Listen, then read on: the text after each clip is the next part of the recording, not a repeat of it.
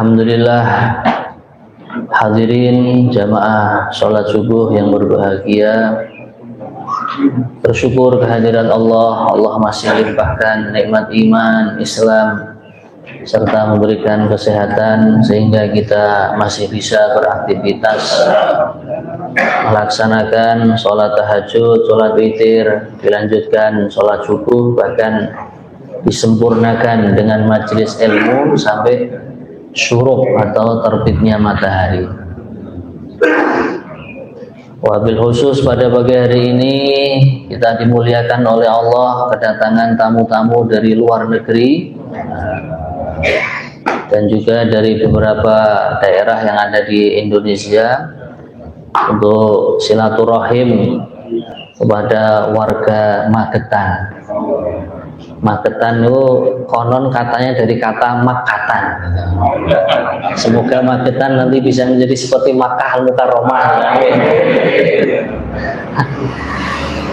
Dan juga kita doakan saudara-saudara kita, sesepuh-sesepuh kita yang akan mengerjakan safari dakwah bersama istrinya atau jamaah Masturah ya. Wabil khusus sesepuh kita Pak Pur dan keluarga ya. Semoga rombongan beliau diberikan kesehatan, kelancaran, pulang selamat, di sana selamat, bisa menjadi asbab hidupnya agama Islam di seluruh dunia. Ala hadhihi niyyah wa ala kulli niyatin shalihah. Al-Fatihah. A'udzu billahi minasy syaithanir rajim. Bismillahirrahmanirrahim. Alhamdulillahi rabbil alamin. Ar-Rahmanir Rahim. Maliki yaumiddin. Iyyaka na'budu wa iyyaka nasta'in. Ihdinas siratal mustaqim. Siratal ladzina an'amta 'alaihim ghairil maghdubi 'alaihim waladdallin. Amin. Alhamdulillah, hadirin hadirat, kita melanjutkan kajian kita pada surah Ali Imran ayat 149 halaman 69. Terus ya. A'udzu billahi minasy syaithanir rajim. A'udzu billahi minasy syaithanir rajim. Bismillahirrahmanirrahim. Bismillahirrahmanirrahim. Ya ayyuhalladzina amanu in tuti'ul ladzina kafaru.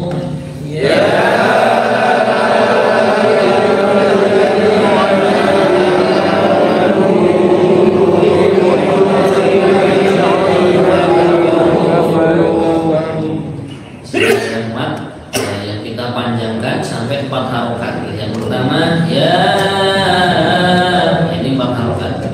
Amanu, ini juga 4 harokat ya. Ya ayyuhalladzina amanu in tuti'ul ladzina kafaru. Ya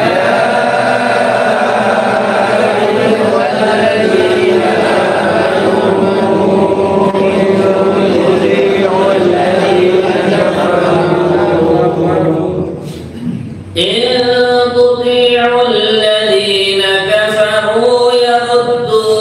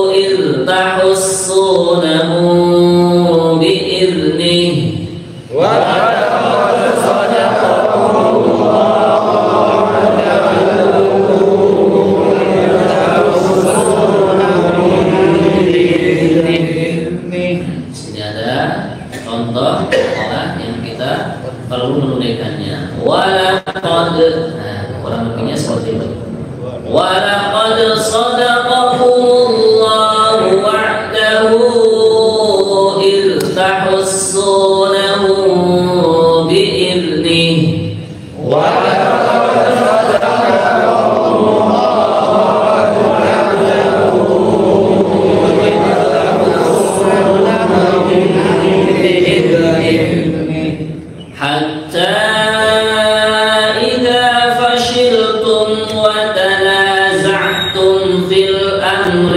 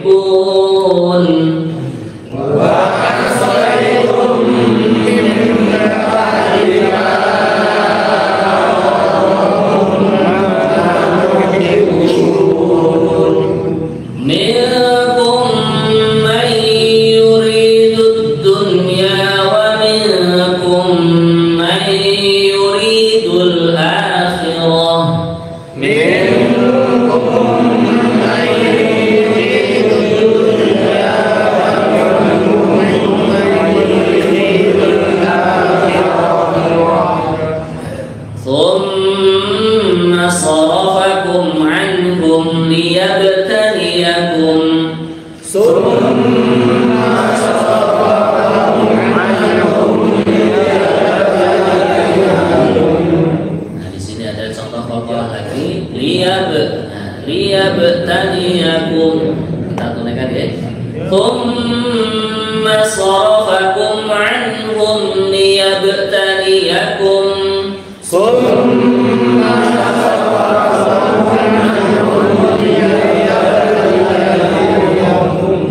Walaqad afa ankum.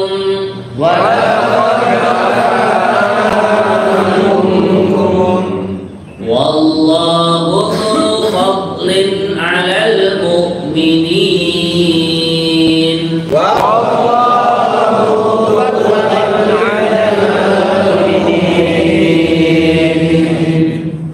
Il tus'iduna wa la talghuna 'ala ahad.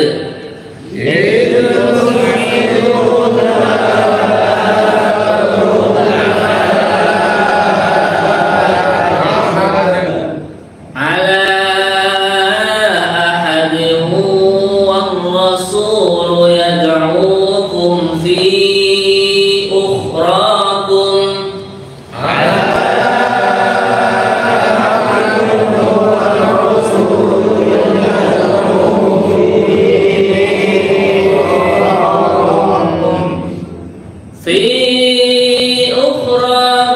فأثابكم غما بغم لكي لا تحزنوا.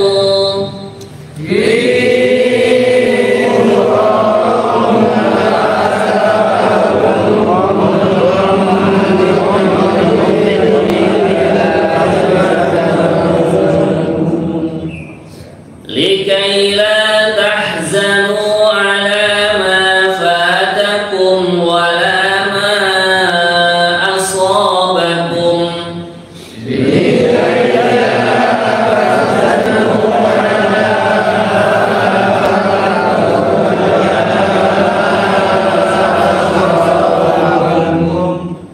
والله خبير بما تعملون.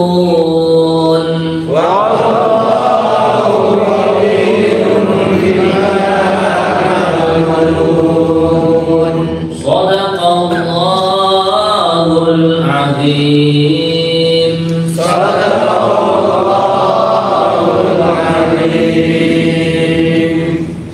Alhamdulillah, semoga lantunan ayat suci Al-Quran yang kita baca menjadi penerang hati kita, juga menjadi penerang kuburan kita. Kita akan jelaskan terjemahan serta tafsirnya. A'udzu billahi minasy syaithanir rajim. Bismillahirrahmanirrahim. Ya ayyuhalladzina amanu in tuti'ul ladzina kafaru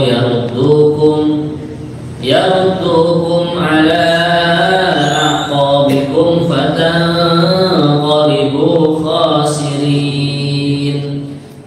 Surah Ali Imran ayat 149 yang artinya, wahai orang-orang yang beriman, jika kalian mentaati orang-orang kafir, niscaya mereka akan mengembalikan kalian ke belakang atau murtad. Maka kalian akan kembali menjadi orang-orang yang rugi. Jadi hadirin, ayat ini Allah memperingatkan kepada semua orang yang telah meyakini terhadap kalimatul iman, kalimat la ilaha illallah. Diperingatkan oleh Allah. Kalian itu jangan ikut-ikutan, jangan mentaati apa yang diperintahkan oleh orang-orang kafir. Jangan. Kalau kalian seperti itu mau mengikuti apa yang diperintahkan orang-orang kafir, begitu juga di sini tafsirnya wal munafikin, orang-orang munafik. Nah, nanti efeknya itu kalian akan bisa-bisa dimurtadkan oleh mereka. Na'udzubillah min dzalik. Maka kita orang iman, orang Islam punya pendirian yang kokoh, yang teguh, yang kuat. Gitu.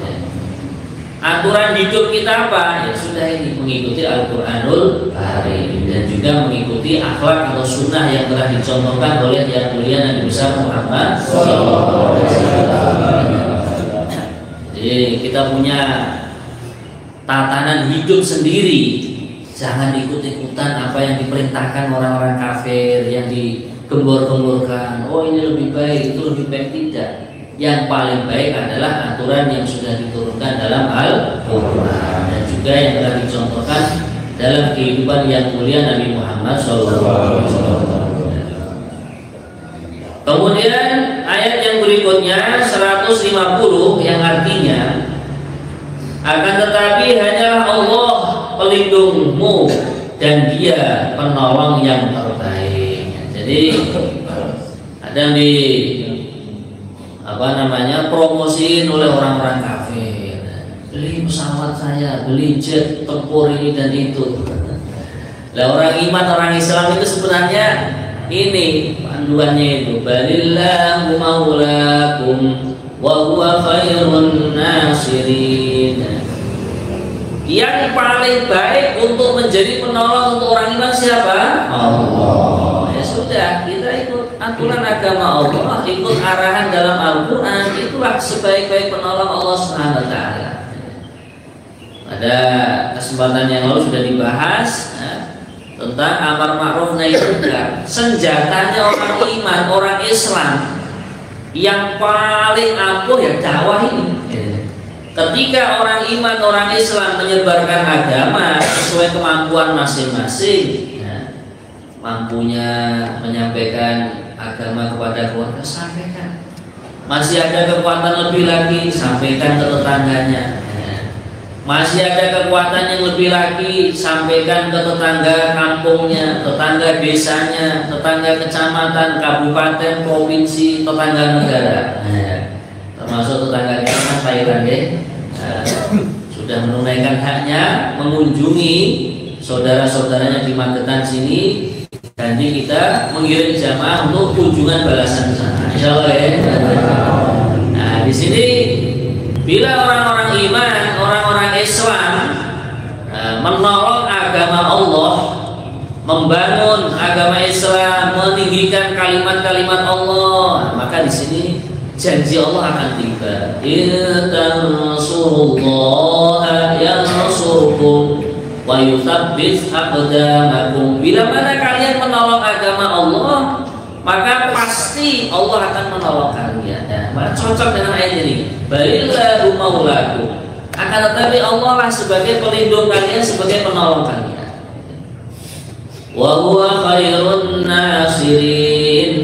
Sedangkan Dia Allah adalah sebaik-baik yang memberikan pertolongan. Jadi kalau menurut ayat ini sebenarnya kalau orang iman, orang Islam, semuanya itu menghidupkan agama Allah, semuanya memakmurkan masjid-masjidnya Allah, semuanya saling ingat mengingatkan dalam urusan kebaikan, ya sudah, pertolongan Allah itu akan datang.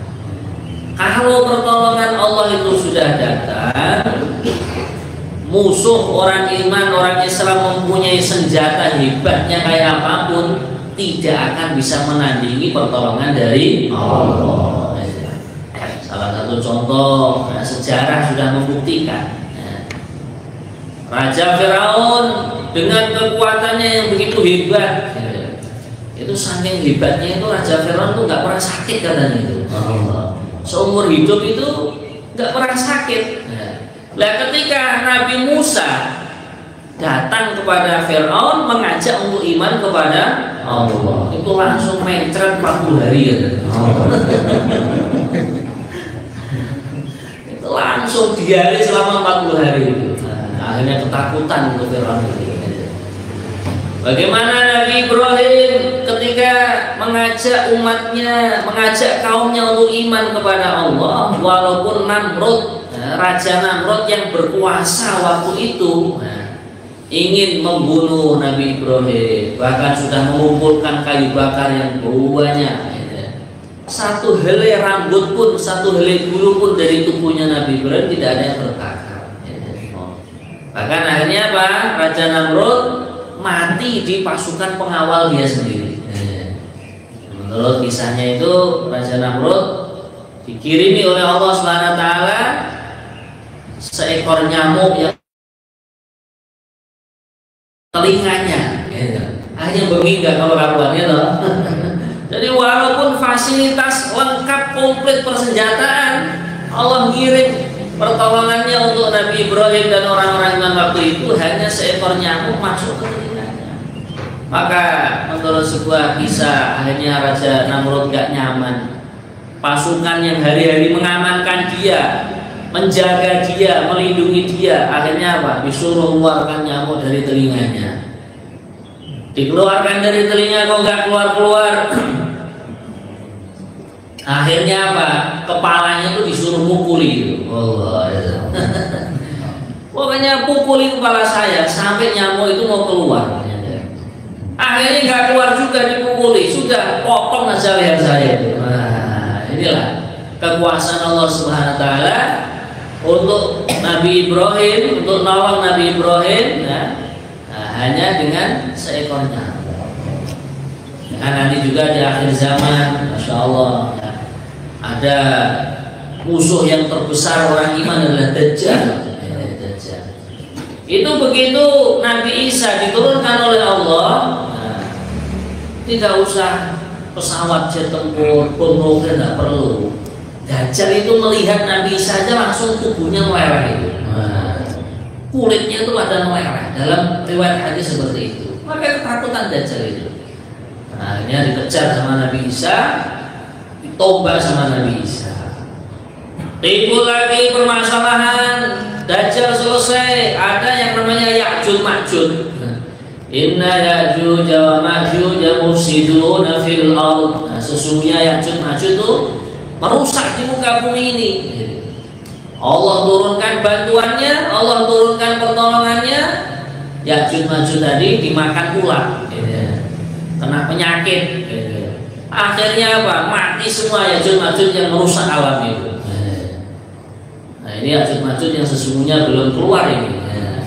Baru Ya'juj Ma'juj yang merusak alam. Raja Ampat merusak alam di mana-mana ini. Nah, ini kalau Allah mampu ya, Allah ini mampu ya, menurunkan bantuannya dengan ya, itu tadi menurunkan ular, akhirnya mati Ya'juj Ma'juj itu. Setelah Ya'juj Ma'juj mati, akhirnya apa? Jadi masalah lagi di mana-mana bau busuk bangkainya Ya'juj Ma'juj. Nah, akhirnya Allah ada dua riwayat, Allah menurunkan burung gagak yang memakan dagingnya Ya'juj Ma'juj. Sebagian riwayat Allah menurunkan hujan lebat, akhirnya mayatnya atau bangkainya Ya'juj Ma'juj dibawa kabur oleh banjir sampai ke laut, dimakan ikan di sana. Nah, maka disinilah sejarah sudah membuktikan bila mana orang itu betul-betul menolong agama Allah, pasti Allah akan menolong kita. Allahumma amin. Kita menolong agama Allah dengan cara yang paling mudah dari diri kita sendiri ya. Di rumah dibuat majelis taklim, majelis agama supaya keluarga kita sendiri mulai terdidik. Dan itu juga merupakan perintah Allah Ta'ala. Ya ayyuhalladzina amanu qu anfusakum wa ahlikum naro. Wahai orang-orang yang beriman, kalian semua jagalah anfusakum, diri kalian sendiri, wa ahlikum, dan keluarga kalian dari siksaan api neraka. Dan dengan kita membuat majelis taklim di rumah, membuat majelis baca Al-Quran bareng-bareng di rumah, ini terus merupakan bentuk penjagaan diri kita terhadap keluarga supaya selamat dari api neraka. Allahumma amin. Kemudian hadirin yang mulia, ayat 151 yang artinya akan kami masukkan rasa takut ke dalam hati orang-orang kafir karena mereka mempersekutukan Allah dengan sesuatu yang Allah tidak menurunkan keterangan tentang itu, dan tempat kembali mereka ialah neraka, dan itulah seburuk-buruk tempat tinggal bagi orang yang zalim. Jadi sebenarnya orang kafir itu bila mana orang Islam bangkit mengamalkan Islamnya, mempraktekkan imannya, kemudian mau memperjuangkan agama. Nah, di sini langsung orang kafir itu sudah ketakutan mereka itu. Makanya dengan orang iman itu bergerak, memakmurkan masjid, menjaga sholat jamaah, itu orang kafir sudah takut sendiri. Gitu. Seperti yang pernah disampaikan oleh saudara muslim kita yang ada di Palestina itu, orang Yahudi sendiri bilang, kalau jumlah orang yang sholat subuh di masjid orang Islam itu seperti jumlahnya orang yang sholat Jumatan, masjidnya penuh, nah, maka sudah orang Yahudi Nasrani tidak punya kekuatan untuk memerangi orang Islam. Nah, makanya agama Islam sendiri itu kan robohnya itu dari dalam, dari orang Muslim sendiri, karena tidak mau mempraktikkan syariat yang diajarkan oleh yang mulia Nabi Muhammad.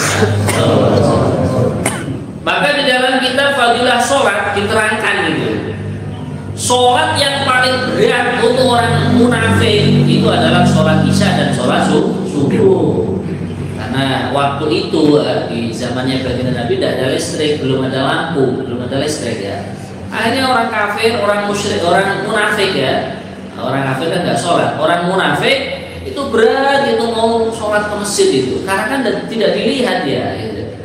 Nah, maka disinilah justru kalau kita tunaikan sholat subuh terutama dengan berjamaah, nah, apalagi kita mau ajak saudara-saudara yang lain, nah ini nanti kekuatan orang Islam akan semakin kuat, kekuatan untuk menarik pertolongan dari Allah.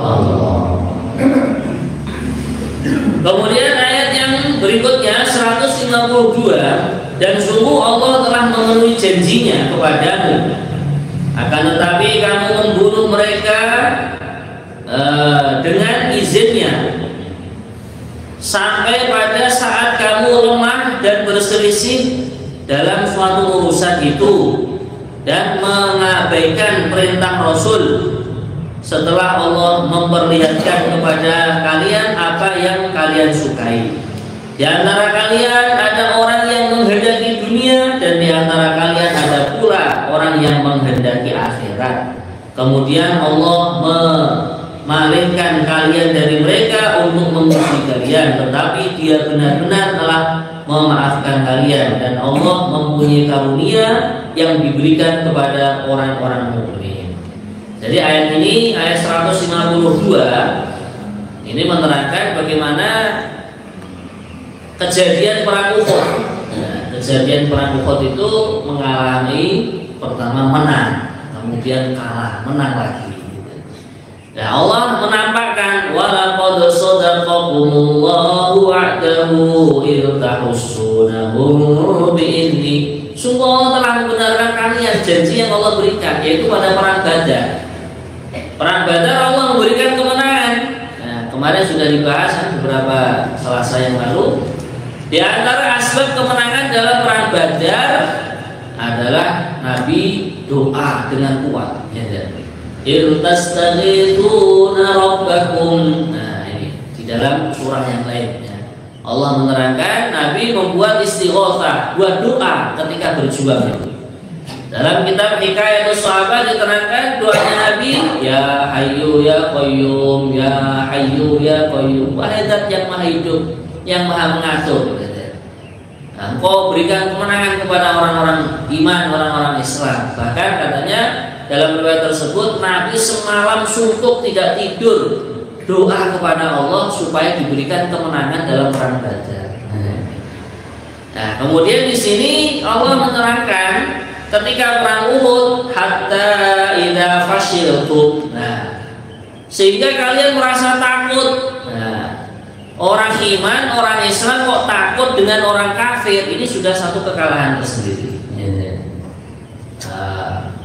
Takut pergi ke masjid, takut, gitu. Diajak berjuang di jalan Allah, hanya pindah tempat tidur, takut. Nah kalau berjuangnya bawa bantal, bawa tas ke masjid aja takut, apalagi bawa senjata ke medan perang. Insya Allah betul takut ya. Betul damu-damu Pak, 3 hari saja. Nanti kalau merasakan nikmatnya, merasakan tenangnya hati, ditambahi 10 hari. Kalau sudah nikmat lagi, tambahi 40 hari. Insya Allah ya. Ini merupakan latihan sebenarnya itu, supaya diri kita itu tertancap keimanan yang kokoh. Nah, kita mencari suasana iman, suasana amal-amal yang baik di masjid gitu, dengan i'tikaf. Kemudian asbab ketakutan tadi akhirnya apa? Wa tanaza'tum fil amri. Ya, perang Uhud waktu itu sebagian sahabat itu engkel-engkelan, berdebat. Kalau bahasa kasarnya itu bertengkar lah, bertengkar. Yaitu terutama pasukan yang dinamakan Ashabur Rumah, ya, pasukan yang ditugasi oleh baginda Nabi untuk melempar anak panah. Ya. Jadi kalau panjenengan nanti ke Jabal Uhud itu pasti itu naik ke Jabal Rumah namanya, gunung yang di situ digunakan untuk pasukan pelempar anak panah. Ya. Niki diceritain kapan-kapan mriko sarang-sarang Jawa ya. Berikut lagi, cocok ya. Rombongan negeri jauh kan, Mekah, Madinah ini. Dan maka akhirnya apa? Pasukan yang berada di atas yang dinamakan Ashabur Rumah tadi, pelempar anak panah, melihat oh di bawah itu sudah selesai perangnya. Itu nyatanya orang kafir sudah meninggalkan harta bendanya. Padahal itu tipuan itu.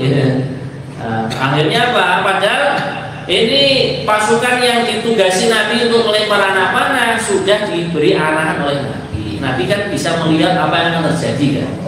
Kamu jangan turun sebelum saya perintah. Lah ini akhirnya amirnya, pimpinan rombongannya itu kekeh itu, kuat itu, mau megang pesannya Nabi. Saya nggak akan turun sebelum Nabi perintahkan.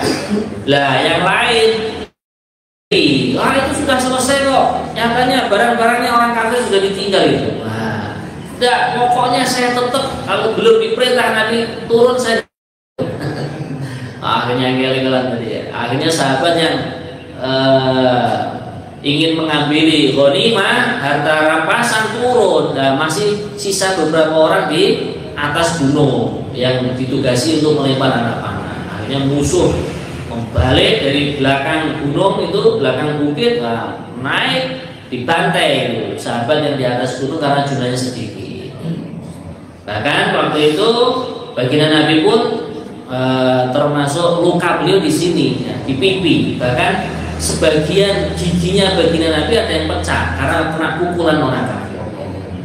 Nah inilah sebab watana za'tum fil amri.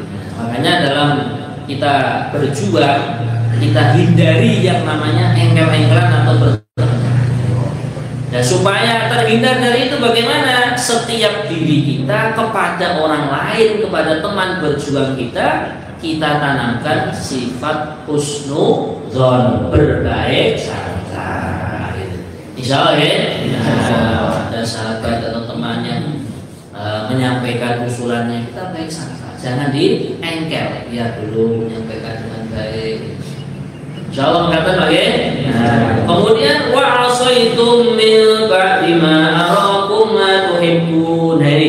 Kalian bermaksiat, membangkang. Nah, tadi bentuk pembangkangannya sahabat sudah dipesani Nabi jangan turun dari Jabal Rumah itu, dari gunung yang ditunjuk oleh Nabi untuk pasukan pelempar anak panah. Lalu malah mereka sebagiannya turun. Kemudian sebab kekalahan lagi diantaranya minkum may yuridud dunya wa minkum may yuridul akhirah. Sebagian dari kalian ada yang menginginkan dunia, atau ghanimah tadi kan ya. Nah, tidak mentaati Nabi malah ingin harta benda. Hanya ketika berjuang di jalan Allah, bersihkan niat. Kita ikhlaskan hati kita semata-mata mencari dan mengharap ridho Allah. Kita berjuang mungkin menjadi pengurus masjid, berjuang mengurusi pondok pesantren, mengurusi madrasah. intinya apa? Satu saja, untuk mencari ridha Allah. Sebuah pepatah mengatakan, man wajadallah wajada kulla syai'. Barang siapa yang dia menemukan ridhonya Allah, menemukan pertolongan Allah, dia akan menemukan segala sesuatu. Hanya kita selalu dalam perjuangan ini meluruskan niat, membersihkan hati dari niatan-niatan yang kurang benar di sisi Allah. Kemudian hadirin yang mulia, tsumma sarafakum anhum liyabtaliyakum wa laqad afa anhum. Jadi sebagian sahabat tadi ada yang sibuk mengambil harta ghanimah, sebagian akhirnya kena ujian, kena pukulan, bahkan ada yang syahid juga ketika perang Uhud, yaitu pamannya yang mulia Nabi Muhammad bernama Sayyidina Hamzah. Itu beliau wafat syahid di perang Uhud. Akan tetapi semua itu sudah dimaafkan oleh Allah. Jadi dari sini hadirin yang mulia, orang itu kalau mau berjuang di jalan Allah, sudah mau berangkat, ada kesalahan sedikit, ada kesalahan apa, semuanya insya Allah sudah diampuni. Maka sudah tidak usah dipandang lagi kekurangan. 53 yang artinya, ingatlah ketika kalian lari dan tidak menoleh kepada siapapun, sedang Rasul yakni Nabi Muhammad yang berada di antara kawan-kawan kalian yang lain memanggil kalian kelompok yang lari. Karena itu Allah menimpakan kepada kalian kesedihan demi kesedihan, agar kalian tidak bersedih hati lagi terhadap apa yang luput dari kalian dan terhadap apa yang menimpa kalian. Dan Allah maha teliti apa yang kalian kerjakan. Jadi waktu itu sebagian kan juga nyelitut kan bahasa Jawanya ya. Nah itu rombongannya orang-orang munafik itu di tengah perjalanan itu pulang mereka, karena menurut sejarah pasukan yang berangkat untuk berperang di perang Uhud kan ada 1000. Orang Islam sudah mencapai 1000 waktu itu jumlah pasukannya. 300 itu pulang karena yaitu lobby oleh Abdullah bin Ubay, pimpinannya orang munafik. Nah, maka disinilah kalau kita sudah niat berjuang di jalan Allah, apalagi sebagian tersebut kita mau menunaikan hajatnya, mengunjungi negeri Thailand, silaturahmi ke sana. Kalau niatnya kita 40 hari, 40 hari ya. Nah, kita sempurnakan 40 hari betul. Insyaallah ya. Nah, ada ujian, ada apa? Nah, kita selesaikan dengan kepala dingin, dengan musyawarah yang baik, sehingga pertolongan yang Allah turunkan di jamaah kita betul-betul sempurna. Wabil khusus yang kita harapkan pertolongan nanti di yaumil kiamat, di negeri akhirat kita semua ditolong menjadi hamba-hamba yang diridhoi oleh Allah. Allahumma amin. Nah, yang lain nanti boleh menyusul. Kalau udah depan ya tahun depan juga boleh. Insyaallah ya. Nah, sehingga ini kendaki hadirin yang mulia, perjuangan agama ini terus tidak putus-putus. Teman kita berangkat, jamaah yang lain mempersiapkan, jamaah yang pulang, yang ini berangkat. Nah, kita cita-citakan bagaimana berjuang bareng-bareng menegakkan agama Allah. Kita cita-citakan nanti masuk surga bareng-bareng. Amin. Oke, alhamdulillah. Berikutnya adalah sesi tanya jawab. Dua penanya pertama untuk ibu-ibu kami persilakan.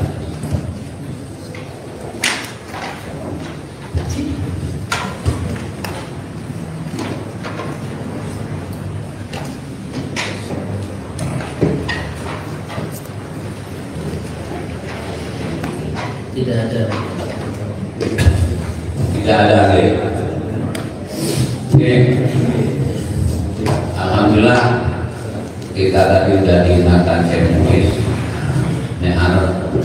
umroh dan sebagainya itu nanti kita urut ke Mekah Madinah. Gak akeh duit itu. Sampeyan bawa selawe itu wis 40 dino. Wis itu kok barang ya. dan Amir dewe beliaunya, Masya Allah. Aku awal dewe berkumpul 10 orang, 20 orang, sematur beliau dan insyaallah. Moga yang mau tanya, kesempatan pertama tak ini Pak Bambang timbang akhir yang akhirat.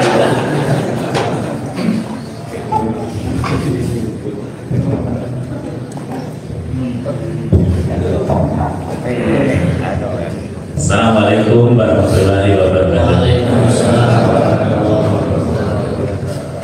Ada beberapa pertanyaan yang perlu saya sampaikan. Ini yang pertama terkait dengan masalah depopulasi atau pengurangan jumlah penduduk yang informasi beberapa waktu yang lalu akan ada depopulasi atau mungkin pengurangan jumlah penduduk melalui vaksin TBC. Nah tentunya kan kita harus amar ma'ruf nahi munkar. Nah, langkah yang harus ditempuh, apakah kita mengikuti anjuran dari pemerintah untuk ikut bervaksinisasi TBC, ataukah kita menginformasikan atau mengajak keluarga kita ataupun masyarakat untuk menolak untuk mengikuti yang namanya vaksinasi TBC, mengingat ini dampaknya sangat luar biasa sekali bagi negeri ini. Ya. Terus yang kedua, ini beberapa waktu yang lalu saya pas sholat bersama di masjid ini ada jamaah yang mau benahi sajadahnya itu dengan menggunakan kaki, bukan menggunakan tangan. Nah ini sudah saya sampaikan juga, dan saya kalau membenahi sajadah ini sebaiknya pakai tangan bukan pakai kaki. Ada dari dasar hukumnya, dalilnya ada nggak? Nah seperti ini saya ditanya seperti itu, saya menyampaikan ini ada. Ya. Nah ini mungkin barangkali kalau saya punya dalil terkait dengan masalah membenahi sajadah dengan menggunakan tangan, tidak diperkenankan dengan menggunakan kaki, mungkin kalau ada dasarnya mungkin saya minta tolong dibantu saya. Mungkin itu dari saya. Terima kasih. Assalamualaikum warahmatullahi wabarakatuh. Jadi pertanyaan pertama mengenai vaksinasi ya, yang konon untuk ceritanya untuk mengurangi populasi manusia. Di sini kita sikapi bahwasanya seandainya vaksin tersebut memang secara realnya itu tidak membahayakan, ya. Bahkan misalkan itu adalah perintah dari pemerintah kita, ya. Maka bila mana pemerintah atau ulil amri kalau dalam bahasa Al-Quran, ya ayyuhalladzina amanu atiullaha wa atiur rasulah wa ulil amri minkum.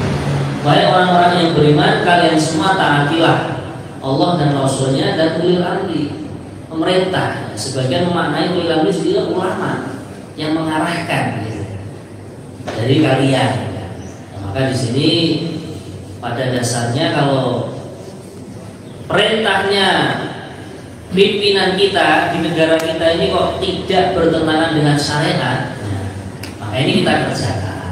Contohnya pemerintah memerintahkan kita kalau berkendara roda 2 pakai helm. Pakai helm kan bukan melayani syariat loh. Nah, maka kita kerjakan. Apalagi itu menyangkut keamanan kita. Begitu juga urusan vaksin dan lain sebagainya, bila mana hal tersebut memang tidak membahayakan, ya kita taati.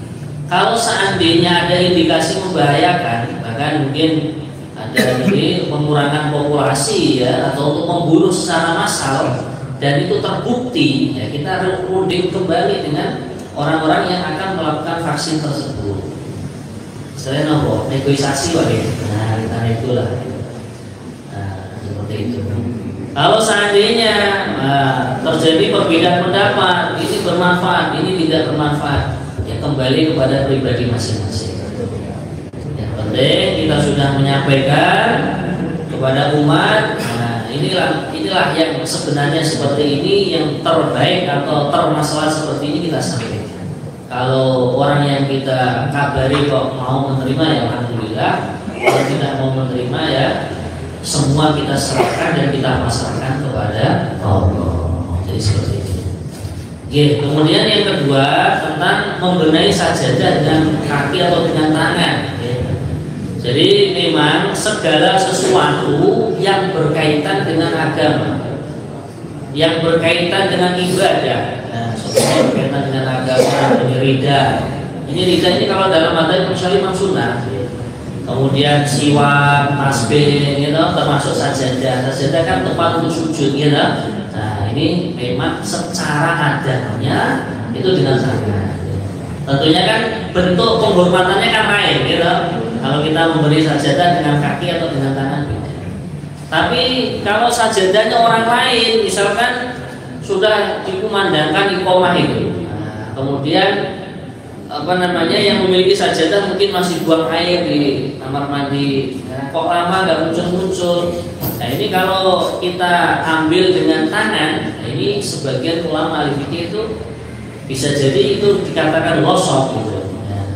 Nah, karena kan menguasai kan, bentuk menguasai dengan tangan. Tapi kalau dengan kaki dilipat begitu atau disarok-sarok lah, amriye soknya itu bisa dipakai orang lain gitu. Karena yang punya kan masih di belakang di kamar kecil lah, maka itu boleh dengan kaki.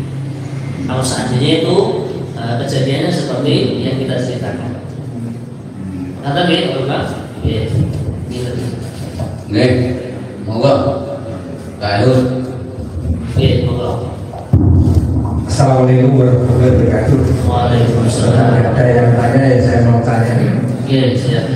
Yang pertama saya menyetujui yang ditanyakan Pak Bambang sama saya. Siap, ya. Itu sebetulnya saya juga sudah beristihad pada orang-orang yang tahu tentang itu. Memang kalau di medsos itu sangat menakutkan. Tapi ternyata beberapa waktu yang lalu sudah diadakan sidang di India. Kubu Bill Gates itu menang karena data nyata, data empiris tidak terbukti kalau itu depopulasi. Itu hanya saja yang kedua pertanyaan saya mau tanya tentang orang munafik. Kalau dalam Al-Quran surat Al-Baqarah, orang munafik itu disamakan dengan orang kafir juga ahli kitab. Lam yakunillah bilang kafaru min ahli kitab mufakin. Ya sama. Tetapi di ayat berikutnya itu innalladzina kafaru itu munafik sudah tidak ada.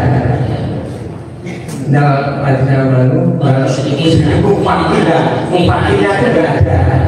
Berarti orang yang munafik itu masih ada kemungkinan masuk surga.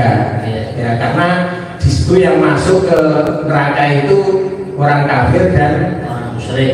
Ya, orang musyrik, orang yang ahli kitab. Ya, itu kondisinya beda. Mohon penjelasan untuk hari ini sebetulnya karakter orang munafik yang sebenarnya itu yang bagaimana, sehingga dalam Al-Quran dijelaskan kalau orang yang pertama tadi kafir munafik itu sama, tapi berikutnya itu yang masuk neraka itu orang kafir dan ahli kitab. Jadi matur suwun. Kriteria orang munafik itu di dalam Al-Quran sudah dijelaskan. Wa idza qamu ila sholati qamu kusala. Nah, mereka orang munafik sholat juga, tapi sholatnya itu malas-malasan. Ya. Nah, maka disinilah Al-Quran kan menasihati diri kita. Kalau sholat kok malas-malasan, jangan-jangan sifat munafik sudah masuk dalam hati. Ya. Makanya kita obati, ya kita paksa. Ya Allah, kau keluarkan sifat munafik. Ya Allah, aku berlindung padamu dari syirik dan munafik. Allahumma inni a'udzubika minasyirki wasyiqaqi wa nifaqi gitu.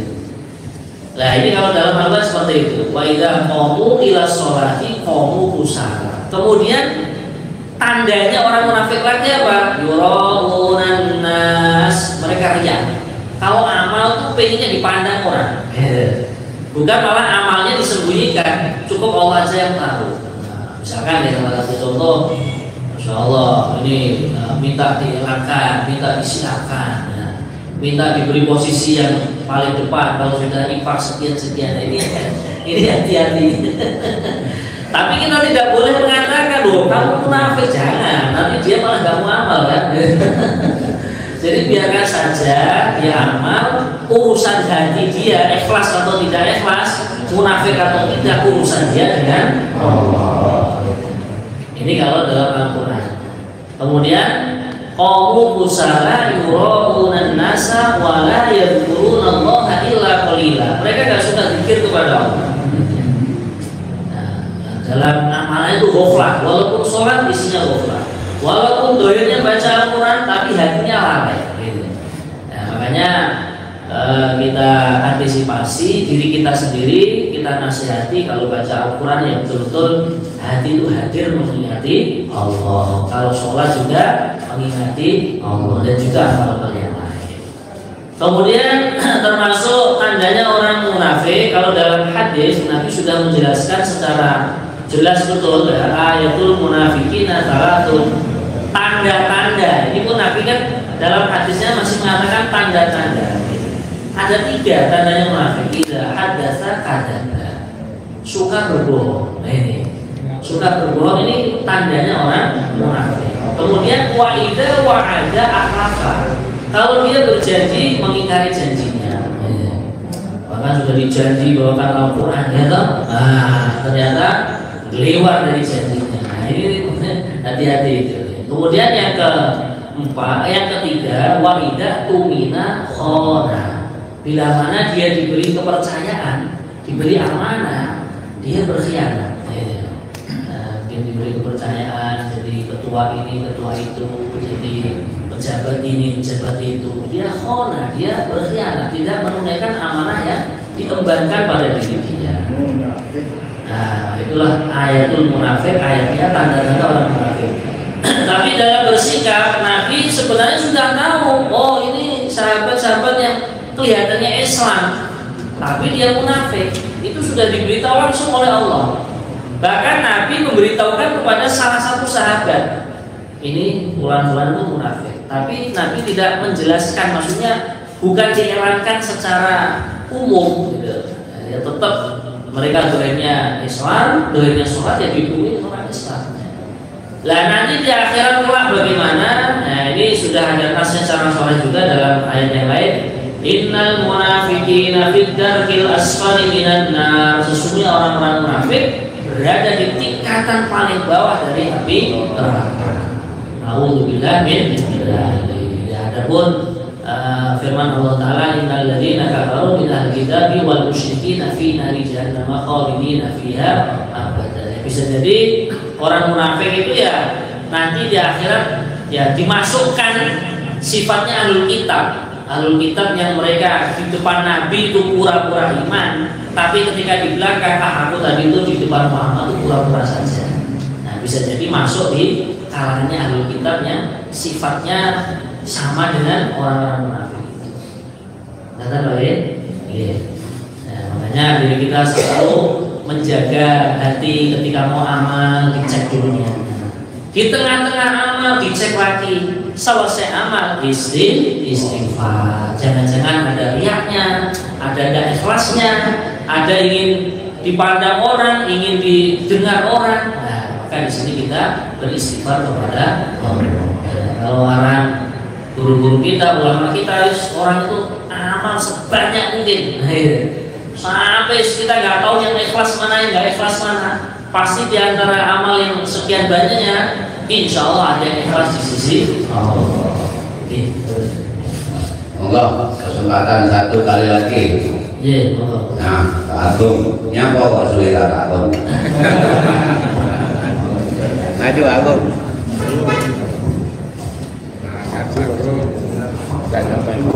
Nggak teko, nggak teko.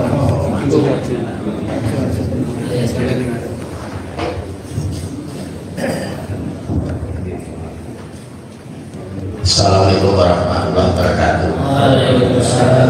Ini kita tarik ke belakang masalah surat Al-Baqarah ayat 85. Barang siapa mencari agama selain Islam ditolak nasibnya. Padahal kita itu dalam kehidupan sehari-hari banyak melanggarnya. Contoh Islam sudah mengatakan bahwa perkawinan pada ijab kabul mas kawin pada dua orang saksi, tapi masih mencari hari-hari. Ini hari ini gak boleh, ini semua itu gak boleh, ini gak boleh. Nah berarti kan urusnya ditolak. Tapi kenapa kita itu sebagai orang muslim masih banyak yang mengikutinya? Nah itulah yang saya tanyakan. Itu dalam hubungan ini. Makasih. Iya, siap. Iya, sebenarnya Pak dalam agama Islam mau melaksanakan ijab kabul atau akad nikah kapan saja itu tidak ada larangan, tidak ada larangan. Nah, mau di bulan Suro, di bulan Dzulhijjah, mau di bulan apa gitu, kok bebas saja. Ya mungkin itu tadi sebagian orang itu punya pengalaman. Kalau melangsungkan akad nikah di bulan ini nanti jadinya kok tidak baik. Nah itu sebenarnya boleh dihindari, tapi jangan sampai menjadi keyakinan gitu. Jangan sampai keyakinan kalau mengakadkan nikah di bulan Suro atau nanti jadinya cerai, jangan.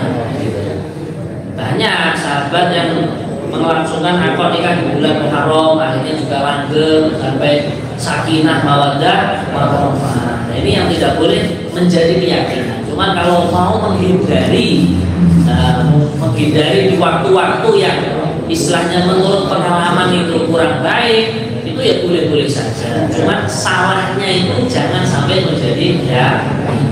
Jadi kalau ada orang lain mau akad nikah di hari tersebut atau di bulan tersebut, jangan kita doakan buruk juga, malah kita doakan semoga selamat dari malapetaka. Jadi memang betul apa yang difirmankan oleh Allah, wa may yabtaghi ghairal islami dinan fala yuqbal minhu wa huwa fil akhirati minal khasirin. Barang siapa yang mencari aturan agama selain agama Islam tidak akan diterima oleh Allah.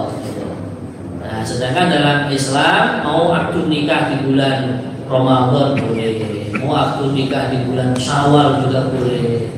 Intinya masih dalam syariat agama Islam. Maka disinilah ayat ini sebenarnya dalam sekali maknanya itu. Kita makan kok nggak sesuai arahan Nabi, ini makan kita sebenarnya nggak diterima di sisi Allah. Tapi kalau kita makan mengikuti arahan sunnah Nabi, cuci tangan, baca Bismillah, gitu, tangan kanan, posisi duduk, gitu. Apalagi makannya berjamaah, menurut keluarga ya, sama istri, sama anak. Kalau sama teman-teman mungkin ya bareng-bareng di masjid atau niatnya pokoknya jamaah. Maka di sini walaupun dohirnya makan yang pada umumnya hanya untuk memenuhi hawa nafsu, tapi di sini bisa bernilai ibadah di sisi Allah. Begitu juga tidur. Nah tidur kita kok mengikuti sunnah Nabi, ambil air wudhu dulu, niat taubat dulu, nah kemudian baca doa Bismillah Allahumma ila akhiri doa, gitu. Nah, maka walaupun sebenarnya kita tidur 4 jam 5 jam tapi bernilai ibadah. Kata lagi, oke, insya Allah kita cukupkan. Dan ini untuk teman-teman dari Thailand dan teman-teman yang mau berangkat ke Thailand, karena tidak setiap saat bersama kita. Nanti pada sholat Isra atau duha nyari syekh di mana? Sebelah ya. Nah, menunya sama, yaitu telo goreng. Insyaallah. Allahumma rahmatna bil Qur'an wa ja'alhu lana imaman wa nuran wa hudan wa rahmah. Allahumma zakkirna minhu ma nasina wa 'allimna minhu ma jahilna warzuqna tilawatahu ala al-laili